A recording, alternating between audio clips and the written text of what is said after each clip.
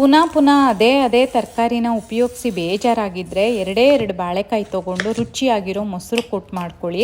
ಅದಕ್ಕೆ ಬಾಳೆಕಾಯಿ ಸಿಪ್ಪೆ ತೆಗೆದು ಕತ್ತರಿಸಿ ಒಂದು ಪಾತ್ರೆಯಲ್ಲಿ ತೊಗೊಂಡು ಒಂದು ಚಮಚ ಉಪ್ಪು ಅಗತ್ಯ ಇರೋಷ್ಟು ನೀರು ಹಾಕಿ ಹೀಗೆ ಬೇಯಿಸ್ಕೊಳ್ಬೇಕು. ಆ ಟೈಮಲ್ಲಿ ಮಿಕ್ಸಿ ಜಾರಲ್ಲಿ ತೆಂಗಿನಕಾಯಿ, ಹಸಿಮೆಣಸಿನಕಾಯಿ ಮತ್ತು ಜೀರಿಗೆ ತೊಗೊಂಡು ಅಗತ್ಯ ಇರೋಷ್ಟು ನೀರು ಹಾಕಿ ನುಣ್ಣಗೆ ರುಬ್ಬಿ ಬೆಂದಿರುವಂತಹ ಬಾಳೆಕಾಯಿಗೆ ಹಾಕಿ ಒಂದು ಕುದಿ ಕುದಿಸ್ಬೇಕು. ಆ ಟೈಮಲ್ಲಿ ಉಪ್ಪನ್ನು ನಿಮ್ಮ ರುಚಿಗೆ ತಕ್ಕ ಹಾಗೆ ಹೊಂದಿಸ್ಕೊಂಡ್ರೆ ಆಯಿತು. ಸ್ಟವ್ ಆಫ್ ಮಾಡಿದ ಮೇಲೆ ಮೊಸರು ಅಥವಾ ಮಜ್ಜಿಗೆ ಸೇರಿಸಿ ಒಂದು ಒಗ್ಗರಣೆ ಕೊಟ್ಟರೆ ರುಚಿಕರವಾದ ಬಾಳೆಕಾಯಿ ಮೊಸರು ಕೂಟು ಅಥವಾ ಮಜ್ಜಿಗೆ ಕೂಟು ತಯಾರಾಗುತ್ತೆ. ಬಿಸಿ ಅನ್ನದ ಜೊತೆ ತುಂಬ ಚೆನ್ನಾಗಿರುತ್ತೆ. ಟ್ರೈ ಮಾಡಿ. Thank you.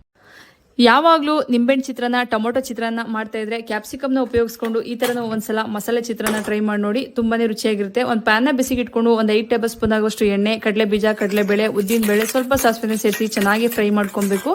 ಸಣ್ಣಗೆ ಹಚ್ಚಿಟ್ಕೊಂಡಿರುವಂಥ ಈರುಳ್ಳಿನ ಸೇರಿಸಿ 1 ಕಡ್ಡಿ ಆಗುವಷ್ಟು ಕರಿಬೇವಿನ ಸೊಪ್ಪನ್ನ ಸೇರಿಸಿ ಚೆನ್ನಾಗಿ ಫ್ರೈ ಮಾಡ್ಕೊತೀನಿ. ಈರುಳ್ಳಿ ಸ್ವಲ್ಪ ಮಟ್ಟದಲ್ಲಿ ಸಾಫ್ಟ್ ಆದರೆ ಸಾಕು.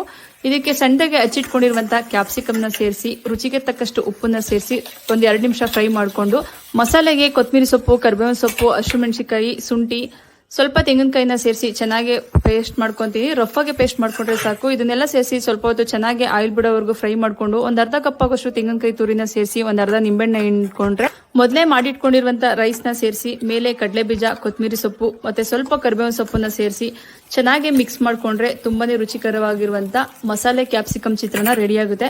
ರೆಸಿಪಿ ತುಂಬ ಸಿಂಪಲ್ ಆಗೈತೆ. ಖಂಡಿತ ನೀವು ಒಂದ್ಸಲ ಟ್ರೈ ಮಾಡಿ ನೋಡಿ. ವಿಡಿಯೋ ಇಷ್ಟ ಆದರೆ ಒಂದು ಲೈಕ್ ಮಾಡೋದನ್ನ